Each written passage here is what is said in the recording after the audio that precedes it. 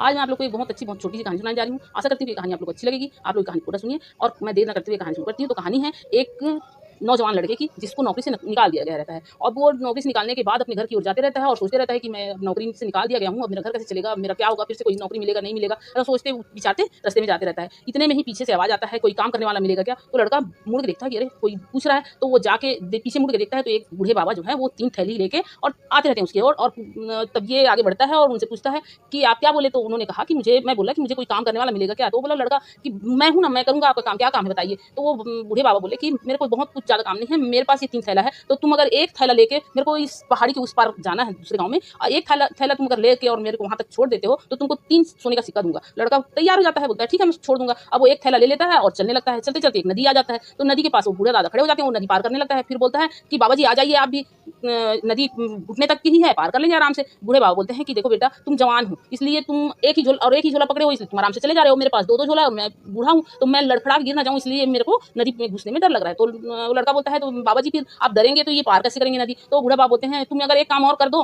तो मैं पार कर लूँ। तो बोलता है, वो लड़का पूछता है कि क्या काम करना है बाबा जी।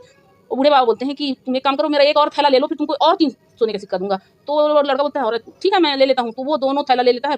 तो पूछता है कि बाबा जी इस थैले में है क्या आखिर? तो वो बाबा जी बोलते हैं सोने के सिक्के हैं इसमें। तो वो लड़का जो है वो दोनों थैला लेके और नदी पार कर लेता है। नदी पार करने के बाद वो एक पहाड़, थोड़ा दूर चलते हैं, फिर एक पहाड़ी आ जाता है। वो पहाड़ी में वो चढ़ने लगता है लड़का और बाबा जी नीचे खड़े रहते हैं। अब वो लड़का पीछे मुड़ के देखता है तो वो बाबा जी नीचे खड़े रहते हैं। अब वो सोचता है कि ये बाबा जी चढ़ नहीं रहे हैं। तो फिर बाबा जी बोलते हैं बाबा जी आप चढ़िए, चढ़ेंगे तब तो उस पार पहुँचेंगे। तो बाबा जी बोलते हैं कि बेटा मैं कैसे चढ़ूँ? मेरे पास तो ये जो थैला है ना, इस मैं अपना शरीर सँभाल नहीं पा रहा हूँ, थैला कैसे सँभालूँ? तो तुम एक काम करो, ये थैला भी ले लेते तो मैं तुमको 3 और सिक्के देता, तो तुम्हारे पास 9 सोने के सिक्के हो जाते। लड़का बिल्कुल खुश हो जाता है, बोलता है अरे वाह बढ़िया है, मेरे को 9 सिक्का सोने का मिल जाएगा। हाँ बाबा जी मैं ले लूँगा, बोलता है। और फिर पूछता है इसमें क्या है? तो बोलते हैं इसमें चांदी के सिक्के हैं। अब ऐसे बोल के और बाबा जी जो है वो पहाड़ी में धीरे-धीरे चढ़ने लगते हैं। और लड़का तो भाई जवान था तो वो तेज़ी से चढ़ जाता है। चढ़ने के बाद जब उधर पहुँचता है, बाबा जी नहीं दिखते। तो सोचता है कि अगर मैं भाग जाऊँगा तो बाबा जी कर क्या लेंगे? अच्छा मेरे को तो ये तीनों मिल जाएगा, एक में तांबे का सिक्का है, एक में सोने का सिक्का है, एक में चांदी का सिक्का है, अब मेरा तो बल्ले-बल्ले है। वो ऐसा सोच के और भाग जाता है। भाग जाता है और भाग के और सीधा अपने घर में पहुँचता है। अपने घर में पहुँचता है और जल्दी-जल्दी वो थैला को सामान मतलब नीचे गिराता है। नीचे गिराता है तो वो उसमें तीनों झोले में ईंट पत्थर रहते हैं। अब वो ईंट पत्थर के बीच में एक कागज़ लिखा हुआ मिलता है उसको। उस कागज़ में लिखा रहता है बेटा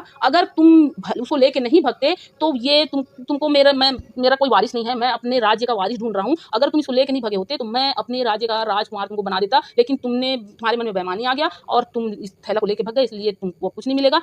मुझे एक ईमानदार लड़के की ज़रूरत थी, ईमानदार व्यक्ति मुझको मिलता जिसको मैं अपने राज्य का उत्तराधिकारी बनाता। तो ये कहानी आप लोगों को कैसी लगी? ज़रूर बताइएगा।